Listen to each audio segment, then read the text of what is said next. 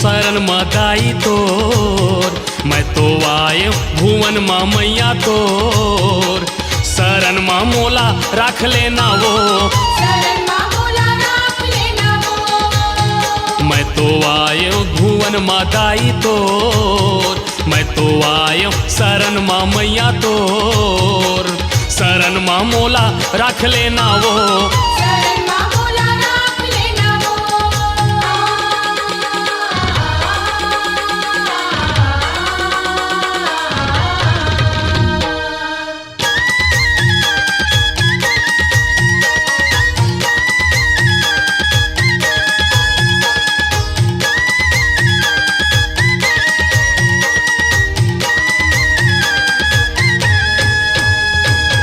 नहीं जानो माता तोर सेवा के मरमला, दया तो कर दे मीठे बोलो वचनला,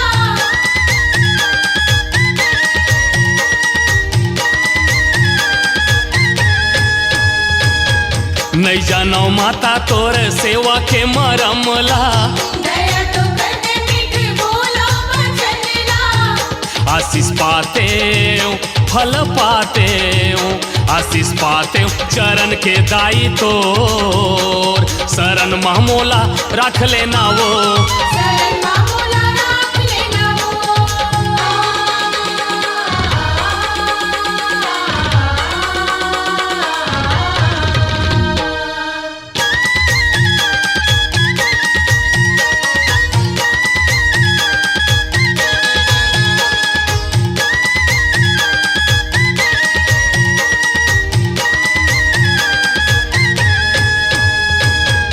तोर कस दयालु माता नहीं है कोनो दूजा, जन्म जन्म इन्हीं के करते हो मैं पूजा,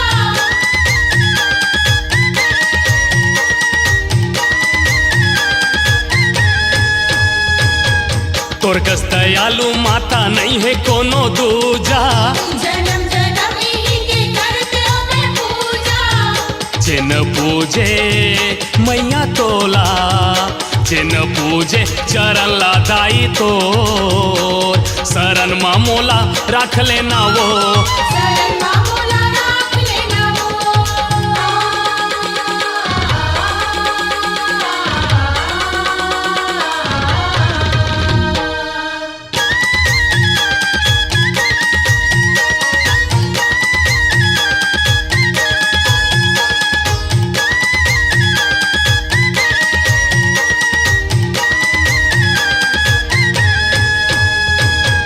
मैं हसूने हो तोर दुआरी ले मैया, जावे नहीं कोनो खाली वो मैया,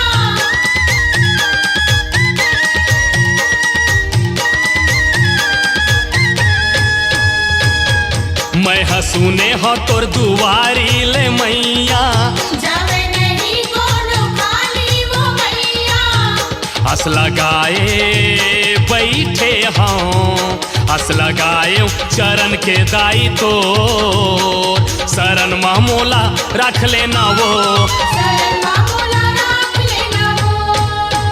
मैं तो आयो शरण माँ दाई तोर, मैं तो आयो भुवन माँ मैया तोर, शरण माँ मोला रख लेना वो, शरण माँ मोला रख लेना वो। मैं तो आयो शरण माँ दाई तोर, मैं तो आयो भुवन माँ मैया तोर, शरण माँ मोला रख लेना वो, शरण माँ मोला रख लेना वो। शरण माँ मोला रख लेना वो, शरण माँ मोला रख लेना वो। अपनी आवाज को दीजिए एक नया मुकाम, डिजिटल रिकॉर्डिंग की दुनिया का जाना पहचाना नाम स्वरांजलि, जहां गूंजती हैं ध्वनियां अपनी माटी की सौंधी सुगंध के साथ, छत्तीसगढ़ी संगीत के विविध रंग जो पहुंचाते हैं पूरे प्रदेश में डिजिटल रिकॉर्डिंग के संग।